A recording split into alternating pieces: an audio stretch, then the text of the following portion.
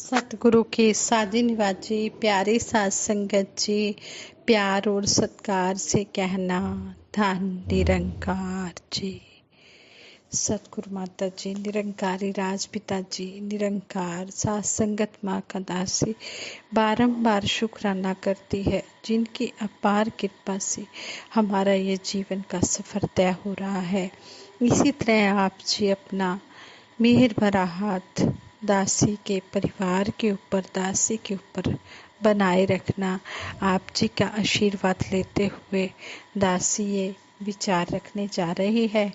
ये विचार हैं आदरणीय महात्मा निर्मल मनचंदा जी, जो गुड़गांव हरियाणा के रहने वाले हैं, उनके विचार हैं ये। इन विचारों का टॉपिक है संभाल सतगुरु के वचनों की। सतगुरु बाबा हरदेव सिंह जी महाराज ने कृपा करके सबसे उत्तम दात हमें ब्रह्म ज्ञान दी। हम नियमित रूप से सत्संग में आकर सतगुरु के वचनों की संभाल करें और अपनी भक्ति को निखारते जाएं। भक्तों के लिए करने योग्य यही श्रेष्ठ कर्म है। और आज वक्त के सतगुरु माता सुदीक्षा जी महाराज भी हमें यही समझा रहे हैं कि हमने फोके कर्म नहीं कमाने हैं। हमने कर्म ऐसे करने हैं कि कोई हमारी तरफ देखे या ना देखे, हमने एक मन एक चित होकर सेवा सिमरन सत्संग करते चले जाना है। हमने दिखावे की भक्ति नहीं करनी, हमने मन वचन कर्म से एक होकर भक्ति करनी है। और भक्ति में हमने श्रद्धा और समर्पण वाली भावना लेकर आनी है। सतगुरु बाबा हरदेव सिंह जी महाराज ने एक बार अपने वचनों में फरमाया कि ज्ञान के सुंदर नक्शे में अब रंग अमल का भरना है। एक प्रवचन में उन्होंने ऐसा भी कहा कि एक छोटी सी नाव को समुंदर का अथाह पानी डुबो नहीं सकता, बशर्ते कि पानी नाव के अंदर ना आने पाए। ठीक इसी तरह ब्रह्मज्ञानी का सारा संसार कुछ बिगाड़ नहीं सकता यदि उसका नाता हर समय निरंकार प्रभु से जुड़ा हो। कोई भी दुनियावी वस्तु हम यदि प्राप्त कर लेते हैं तो उसकी संभाल बहुत जरूरी है। जैसे प्रभु की कृपा से हमें रहने के लिए एक घर या गाड़ी मिल जाए तो उसकी साफ सफाई और रख रखाव बहुत जरूरी है, तभी वह सुंदर लगेगी। और चीज़ों की बात छोड़े, इस कीमती शरीर को ही ले ले। हम डेली दांत साफ करते हैं, डेली स्नान करते हैं, अच्छे से अच्छा शक्तिदायक भोजन लेते हैं ताकि हम स्वस्थ बने रहें। भाव यह है कि यदि हम किसी भी चीज़ की देख रेख नहीं करेंगे तो वह खराब हो जाएगी। एक बार सतगुरु बाबा हरदेव सिंह जी महाराज ने कहा, टूथ डिके यानी कि दंत अक्षय के कारण, दांतों के कमजोर होने के कारण हमारी भोजन करने की शक्ति खराब हो जाती है। लेकिन आज तो ट्रूथ डिके हो रहा है, यानी कि आज तो सच्चाई का अक्षय हो रहा है, सच्चाई कमजोर दिखाई दे रही है, क्योंकि सत्य की तरफ इंसान इतना चल ही नहीं रहा है, असत्य की तरफ ही भाग रहा है। लेकिन सच्चाई के रास्ते पर चलते हुए इस सत्य को हमने ज़्यादा से ज़्यादा सत्य की तरफ मजबूती से रहना है, इसे संभालना होगा। एक बार लगातार सेवा सिमरन व सत्संग करने वाला एक परिवार किसी कारण सत्संग से दूर हो गया। थोड़े ही दिनों में बाहरी शक्तियां प्रभावी होने लगी और वो परिवार उनमें इतना उलझते गए कि वहमों भ्रमों में पड़कर हजारों रुपए झाड़ फूक वाले पर खर्च कर दिए ताकि घर में सुख शांति बनी रहे। ज्ञान की संभाल ना होने से इस सच्चाई को, इस सत्य को मजबूती से पकड़ पाने के ना कारण धन भी पानी की तरह बहाया और गहरी चिंता में भी पड़ गए, फिर भी कोई लाभ नहीं हुआ। ऐसे ही गुरमत पर चलने वाला एक परिवार एक परिवार में एक बुजुर्ग पिता और एक माता जी थे। दोनों ही अपना दिमागी संतुलन खो बैठे। उल्टा सीधा बोलना, गाली गलौज करना उनका स्वभाव बन गया। यह सब देखकर परिवार के छोटे छोटे बच्चे डर जाते थे। उनके घर एक ज्ञानवान सज्जन परिवार का हालचाल पूछने गए।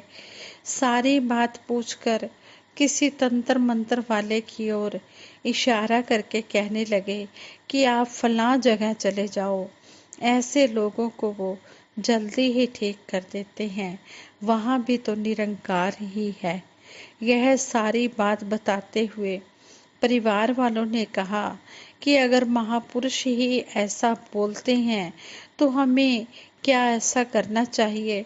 इस स्थिति का सहज सा उत्तर इन पंक्तियों में छिपा हुआ है।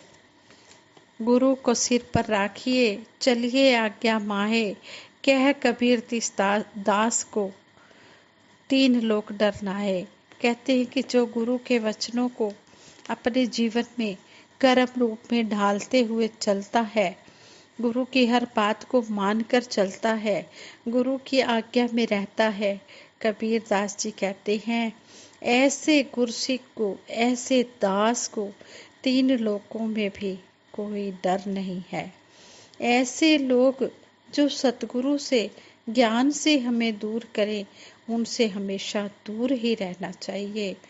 संपूर्ण अवतार वाणी में शहंशाह बाबा अवतार सिंह जी महाराज फरमाते हैं, पक्कियां दे नाल मिल के रहना, कच्चियां दे विच रहना नहीं, लोकी लख भुलेखे पावन, अपनी थां तो हिलना नहीं।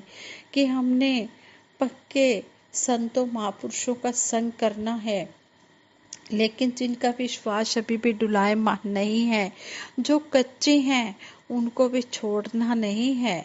ऐसा आज वक्त के सतगुरु माता सुदीक्षा जी महाराज समझा रहे हैं कि कच्चे संतों महापुरुषों को भी छोड़ना नहीं है, उनको भी साथ लेकर चलना है, उनके विश्वास को भी मजबूत बनाना है, उनको सत्संग में लेकर आना है और उनके विश्वास को पक्का करना है। अगर कच्चों को हम छोड़ देंगे, पक्कों का संग करते चले जाएंगे, तो फिर कच्चे तो और भी ज़्यादा कच्चे हो जाएंगे और फिर वो ज्ञान से ही दूर हो जाएंगे, वो सत्संग से ही दूर हो जाएंगे, वो सतगुरु से ही दूर हो जाएंगे। हमने ऐसा नहीं करना है।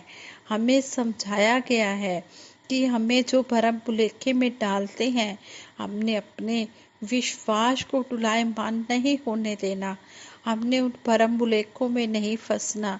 हमने सतगुरु के आगे यही अरदास करनी है कि सच्चे पातशाह मेरा डोले ना इतबार, बख्शो श्रद्धा भक्ति प्यार, करा मैं संतां दा सत्कार। जैसे भी हालात हो जाए, हमने इस ज्ञान से दूर नहीं होना, निरंकार से दूर नहीं होना। यह निरंकार हमारे अंग संग है, ये हर पल मौजूद है। ये ऐसी परम सत्ता है कि इससे ऊपर तो कोई शक्ति है ही नहीं, फिर जाना कहाँ है। हमने इस निरंकार के अंदर ही खाना पीना, सोना, उठना, बैठना, चलना फिरना है। फिर हमने इससे ऊपर कहीं जाना ही नहीं, कोई शक्ति ही नहीं है, तो फिर जाएंगे कहाँ। इसलिए हमने किसी भरम भुलेखे भी नहीं पड़ना। जब भी हम किसी के घर में, किसी भी परिवार के अस्वस्थ होने पर उनके घर जाते हैं, तो हमने उनको इस निरंकार के साथ ही जोड़ना है, इस साथ संगत माँ के साथ ही जोड़ना है। हमने उनको किसी भरम भुलेखे में नहीं डालना। शहंशाह जी कहते थे कि हम जब भी किसी संत महापुरुष के घर में उसके अस्वस्थ होने पर उसके घर जाते हैं, उस महात्मा का हालचाल जानने के लिए, तो वहाँ पर हमने डॉक्टर बन के नहीं जाना, वहाँ पर हमने एक गुरसिख बनकर ही जाना है। उसके लिए अरदास ही करनी है कि दातार सच्चे पातशाह तू सब कुछ जानता है, इनके लिए जो भी सही है आप जी जल्दी से जल्दी वो कर दो। उनके लिए हमें अरदास करनी है कि वो स्वस्थ हो जाएं और सेवा सिमरन सत्संग के साथ जुड़े। इस तरह कहते हैं कि उस परिवार ने सतगुरु पर भरोसा कायम रखा। वो गुरु का दर छोड़कर कहीं और नहीं गए। समय पाकर सब कुछ ठीक हो गया। जो वो बुजुर्ग माता पिता दिमागी संतुलन खो बैठे थे, वो भी धीरे धीरे सतगुरु निरंकार की कृपा से ठीक हो गए और वो सत्संग में आने लग गए, सत्संग करने लग गए, संतों महापुरुषों की चरण धूलि लेने लग गए, चरणामृत पीने लग गए और इस प्रकार वो गुरु के ज्ञान पर डटे रहे। कई बार कई सत्संगी भाई बहन ही हमें दूसरे रास्ते पर चलने की सलाह दे देते हैं। उस समय हमें यह ध्यान रखना चाहिए कि निरंकार से ऊपर कोई और शक्ति नहीं है। माली बगीचे की देखभाल करता है, डेली साफ सफाई करता है, फिर भी झाड़ियाँ उन बगीचे में फूलों के पौधों में झाड़ियाँ उग आती हैं, घास फूस उग आती है। वास्तविकता में बगीचे में फूल खिलाने के लिए माली को बहुत मेहनत करनी पड़ती है, अच्छी प्रकार का बीज डालना पड़ता है, गुड़ाई सिंचाई भी करनी पड़ती है, जंगली जानवरों से भी रक्षा करनी पड़ती है, तब कहीं जाकर सुंदर सुंदर खुशबूदार फूल खिलते हैं। लेकिन बगीचे में झाड़ियाँ घास फूस पैदा करने का कोई बीज नहीं डाला जाता, वे स्वयं ही पैदा हो जाते हैं। इसी प्रकार गुरमत पर चलने वाले, सत्य के रास्ते पर चलने वालों के जीवन में भी ऐसा ही होता आया है। सतगुरु बाबा जी ने अपने प्रवचनों में एक बार ऐसा ही बताया कि पानी का स्वभाव है नीचे की तरफ जाना। पानी को नीचे जाने के लिए कोई ऊर्जा नहीं लगानी पड़ती, लेकिन पानी को ऊपर टंकी में ले जाने के लिए मोटर पंप की सहायता लेनी पड़ती है, प्रयास करना पड़ता है, तब पानी ऊपर टंकी में इकट्ठा होता है। इसी तरह इस मन को निरंकार से जोड़े रखने के लिए नित्य प्रति सत्संग करना बहुत जरूरी है, तभी ब्रह्म ज्ञान की संभाल होगी और जीवन की दशा भी सुधरेगी। हमने यह उदाहरण भी सतगुरु बाबा जी से सुना कि बहुमूल्य पारस एक लोहे की डिबिया में पड़ा था, तो देखने वालों ने हैरान होकर पूछा कि हमने तो सुना था कि पारस लोहे को सोना बना देता है, परंतु लोहे की इस डिब्बी पर तो पारस का कोई असर ही नहीं हुआ। जब लोहे की डिब्बी को खोलकर देखा गया तो देखा कि पारस एक कपड़े में लिपटा पड़ा था। स्पष्ट हो गया कि जब पारस कपड़े के कारण लोहे को छू ही नहीं पाया तो भला वह सोना कैसे बनता। हम और भी कई उदाहरण सुनते हैं कि सत्संग में हीरे मोती जैसे अमोलक वचनों को सुनकर सत्संग समाप्ति पर घर की ओर चले तो उन्हें ऐसे व्यक्ति का संग मिल गया जो प्रभु की बातें ना करके निंदा, नफरत और दुनियावी बातें करने लगा। परिणाम क्या हुआ कि सत्संग से जो कुछ पाया था घर जाते जाते सब खाली हो गया। ऐसे ही एक व्यक्ति दुकान से चीनी लेकर घर वापस आया तो देखा कि थैले में चीनी तो है ही नहीं। ध्यान से देखा तो पता चला कि थैले में सुराख था, जिससे चीनी रास्ते में ही बिखरती चली गई और हाथ कुछ नहीं लगा।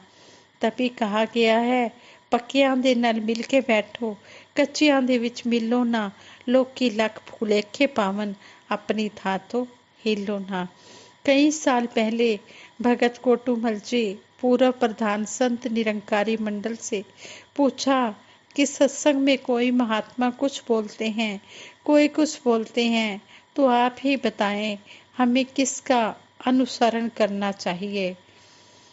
तो भगत कोटूमल जी ने एक सटीक उदाहरण के द्वारा स्पष्ट करते हुए समझाया कि क्लास के सभी बच्चों को टीचर एक जैसी ही शिक्षा देता है, एक जैसी ही एजुकेशन देता है, पर हर स्टूडेंट की अपनी अपनी पावर होती है।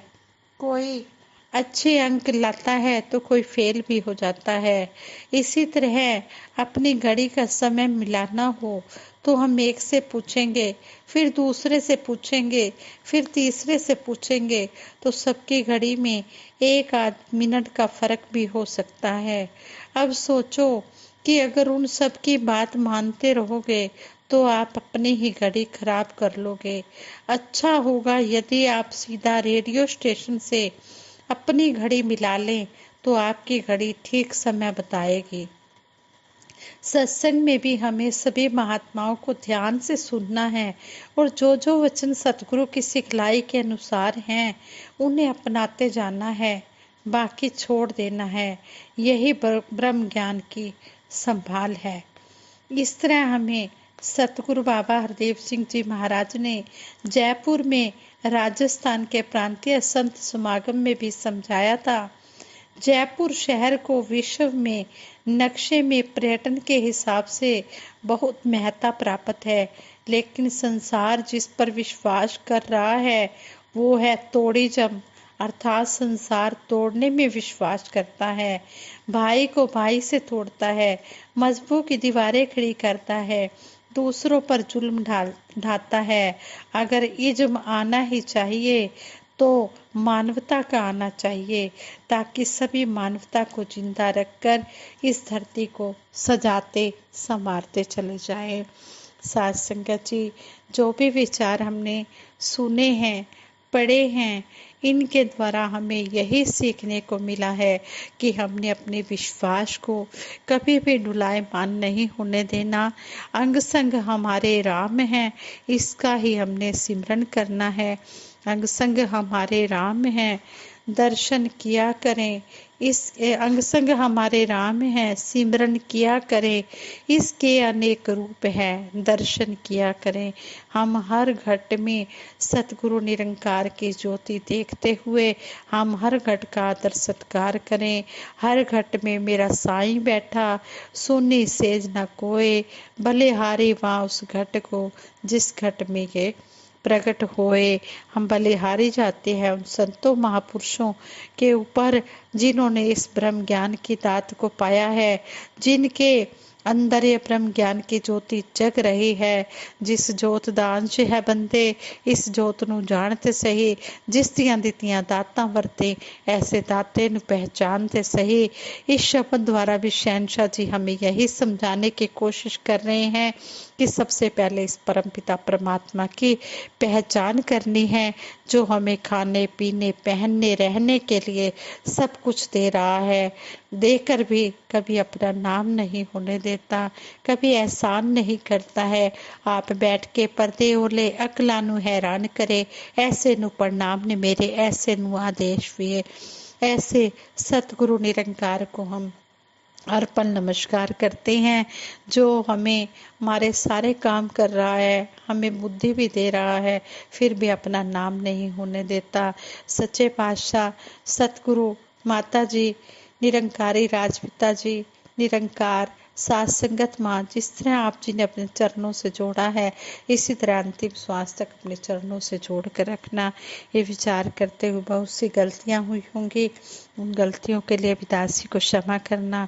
और जो ये विचार दासी ने रखे हैं, ये हमारे आदरणीय महात्मा निर्मल मनचंदा जी, जो गुड़गांव के रहने वाले हैं, उनके ये विचार हैं, उन्हीं के विचारों से हमें ये शिक्षा मिल रही है। हमने इस शिक्षा को अपने जीवन में धारण करते हुए अपना लोक सुखी परलोक सुहेला करना है और औरों को भी प्रेरणा देकर उनका भी लोक सुखी परलोक सुहेला करने की पूरी कोशिश करनी है। साथ संगत जी, प्यार से कहना, धन निरंकार जी।